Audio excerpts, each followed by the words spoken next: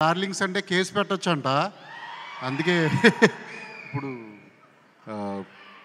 Actually independent film makers కానివ్వండి, ఈ crowd funding films అనేవి అవి కూడా ఇండస్ట్రీలో ఒక భాగమే.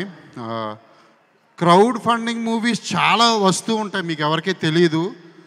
యూట్యూబ్లో కూడా ఎక్కువ రిలీజ్ అవుతూ ఉంటాయి.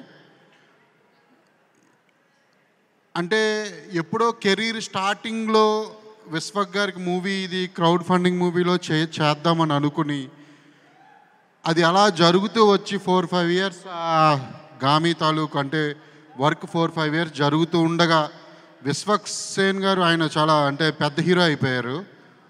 చాలామంది తప్పించుకోవడానికి చూస్తారు, అంటే మేబీ ఇంతకుముందు కూడా జరిగినాయి చాలా అలా. కానీ ఆయన ముందుండి ఈ మూవీని అన్నీ చూసుకుని నడిపిస్తున్నారంటే వెరీ గ్రేట్ విశ్వక్జీ. గామి నేను ఫస్ట్ పోస్టర్ చూసినప్పుడు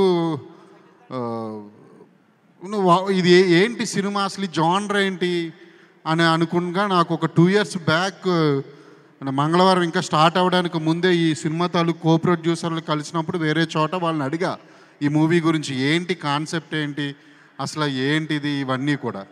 సో నేను షాక్ అయ్యా. అంటే వాళ్ళు చెప్పిన దానికి ఏమాత్రం తగ్గలేదు. నేను ఇప్పుడు లాస్ట్ టైం టేజర్ చూసినప్పుడు కానీ ట్రైలర్ చూసినప్పుడు కానీ కొన్ని విజువల్స్ చూస్తుండగా నాకు తెలుసు విజువలైజేషన్ ఎంత కష్టమో ఒక మూవీకి.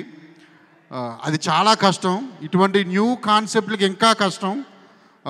డైరెక్టర్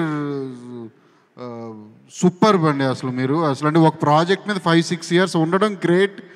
ఇంకా దాన్ని ఈరోజు అందరూ మెచ్చేటట్టు అందరికీ చాలా ఏంటి మూవీ అని చూడాలనే ఒక క్యూరియాసిటీ అయితే ఉంది. మీకు మళ్ళీ యూవీ క్రియేషన్స్ తోడవడం అనేది యాక్చువల్లీ లక్కీ.